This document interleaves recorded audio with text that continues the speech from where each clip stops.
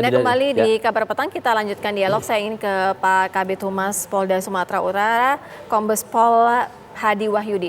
Pak Hadi, sejauh ini sudah bisa dikatakan bahwa benar ada temuan mengeksploitasi para pekerja ini? Ya, jadi kami sampaikan bahwa kami sudah berkoordinasi dengan BNNP Sumatera Utara untuk menindaklanjuti terkait dengan adanya orang-orang yang dititipkan oleh orang tua dan keluarganya di tempat pembinaan atau yang disebut dengan panti rehabilitasi, di mana lokasinya berada di belakang rumah bupati. Jadi kemarin rekomendasi dari BNNP Sumatera Utara, mereka dipindahkan, rencananya dipindahkan ke panti rehabilitasi yang ada di Medan.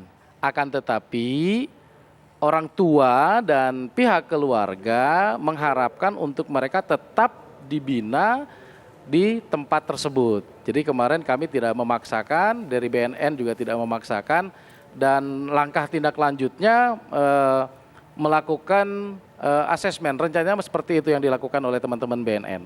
Oke. Pak Hadi, tapi secara aturan, secara hukum, apakah memang seorang bupati memiliki wewenang untuk bisa menerima rehabilitasi dan juga mengkerangkeng di dalam sebuah tempat yang mirip penjara seperti itu, walaupun embel-embelnya adalah rehabilitasi, pembinaan? Terkait dengan kewenangan boleh dan tidaknya, tentu kami tidak dalam kapasitas untuk menjelaskan seperti itu ya. Mungkin dari pemerintah daerah sendiri yang lebih tahu bagaimana kapasitas atau kewenangan terkait dengan panti rehabilitasi. Atau begini pertanyaannya, apakah ada hukum yang dilanggar di sini oleh seorang bupati ini? Fakta-fakta yang ada di lapangan dari hasil pemeriksaan,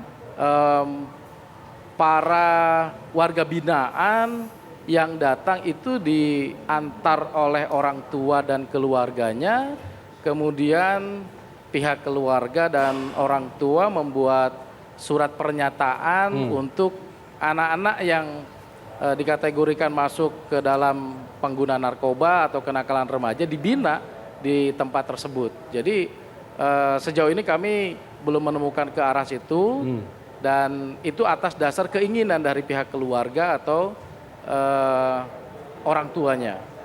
Pak Hadi, ada temuan bahwa mereka diperlakukan secara tidak baik, bahkan tidak diupah. Ini sudah ada keterangan juga dari para saksi?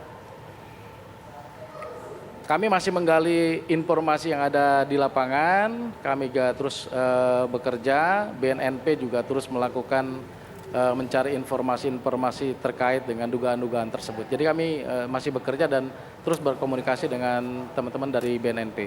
Baik, saya ingin ke Bang Reza. Bang Reza, ini fenomenanya cukup menarik. Secara sukarela pihak keluarga menitipkan anak-anak mereka untuk direhabilitasi di sebuah kerangkeng. Ini yang menjadi perhatian, ini kerangkeng dan tidak diperlakukan dengan baik. Ada dugaan pelanggaran HAM dan juga ada dugaan perdagangan orang, tadi Migran Care bilang seperti itu. Kalau analisa Anda seperti apa, Bang Reza? Paling tidak ada dua narasi. Teman-teman dari Migrant Care membingkai situasi ini sebagai tanda-tanda adanya pelanggaran hak asasi manusia, sebagai bentuk eksploitasi manusia atas manusia lain, kemungkinan juga perdagangan orang dan seterusnya. Dengan kata lain, bingkainya narasinya dan narasi pidana.